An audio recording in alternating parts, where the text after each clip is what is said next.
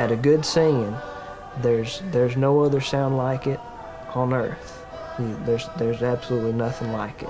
It's a sound of, there's no music, just pure voices.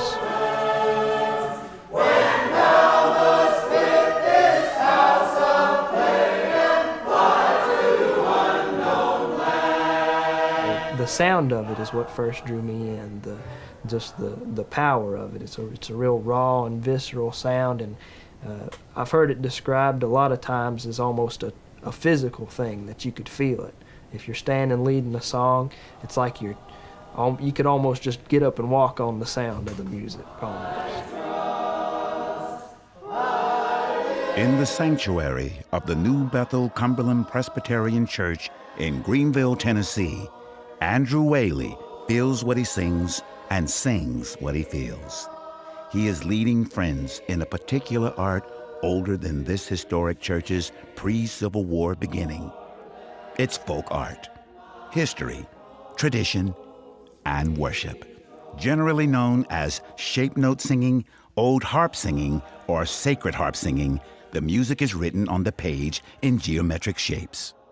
It is interpreted in song by the human voice, which came to be called the harp by mountain folk. We refer to our singing as old harp singings. That's generally the term that you'll hear used. Originally was devised by early composers in America as a way of writing down music so that what we would call at that time, I guess, the average person could learn how to sing four-part harmony. In colonial America, the inability of many people to read a tune or carry a note presented a challenge to churches that believed in the power of singing. Most people at that time were not very well educated. They didn't have opportunity for education, on the frontier especially. And so oftentimes they couldn't read normal English, normal writing, as we would say, much less read music. That changed around 1800. Composers of church hymnals and tune books created a system of simple shapes and corresponding notes.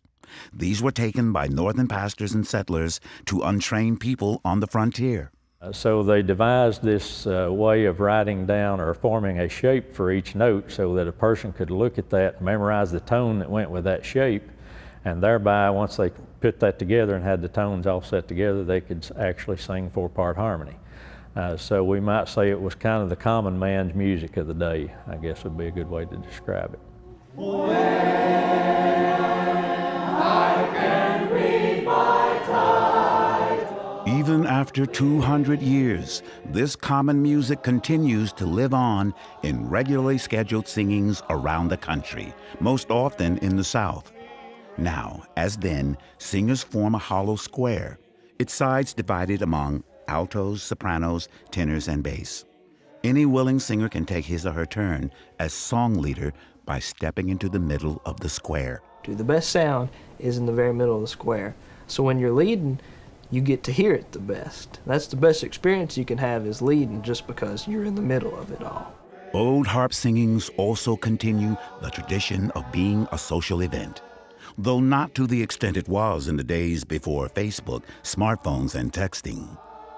I've heard my grandparents talk about that was the boys and the girls, young folks, teenagers and a little older, enjoyed the time of year when singings would come, because it was an accepted social outlet where they could go and mingle and meet each other. Since those days, the sounds and ways of shape note singings have diminished, but not here. So I've heard a gentleman in our singing group say before that, being typical East Tennesseans, we never throw anything away. We kind of hang on to things when we get them. It's by our nature, I guess. So it did hang on here in the mountains because of that. In the mountains, and also in the hills and hollers around the Sevier County home of Paul Claybo. This is where Andrew Whaley's ability to sing and his love for shape note music was learned from his mother, Janet Whaley, who learned from her father, Paul Claybo, who learned from his father, 102-year-old Herbert Raymond Claybo. I've sung all off and on, I'll put it that way, all my life. and harp singing, but I didn't own a book then. Tedious and tasteless the hour. Being able to learn from Mom and from Papa was something that I'll remember forever, and even the experiences I have at every singing is something that I'll remember forever. Now, as they have done for decades, the family sings from the tune book unique to this region of the country. The New Harp of Columbia, published in 1867, is a revision of earlier popular singing books.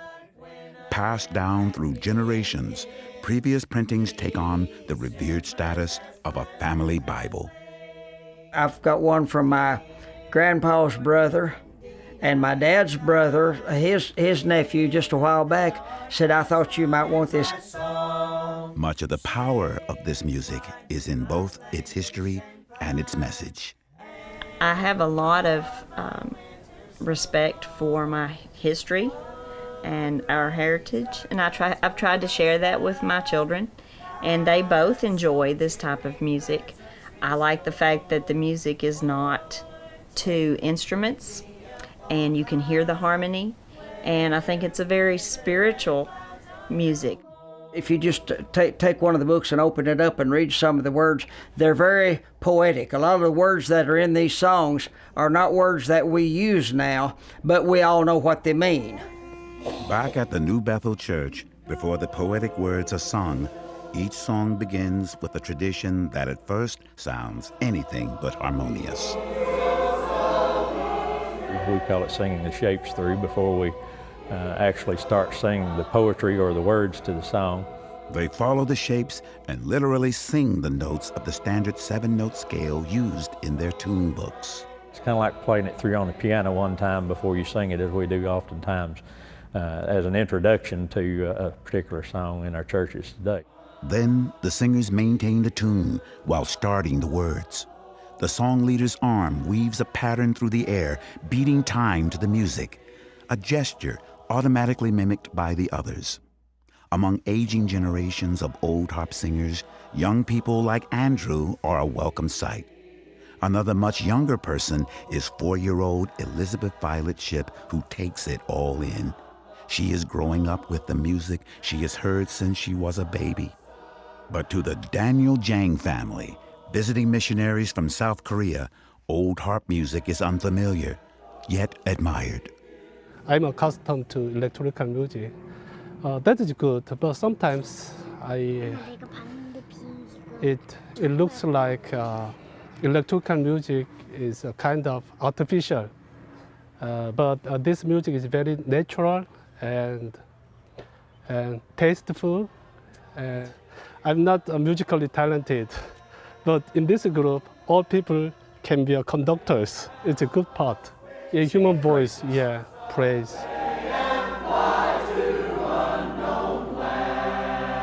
The human voice, the harp, reading shape notes and making music that is more than music.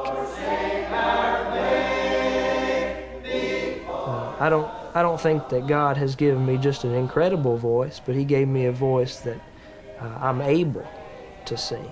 It is an art form rendered in audio, preserved every time people come together, open their tune books, and raise their voices. A lot of people talk about that, how we're preserving a part of culture that has been around for literally hundreds of years. And when you think about that and you sing a song that they could have been singing the exact same way 150 years ago, we also like to say that it's certainly not a dead tradition. It's very much alive and well.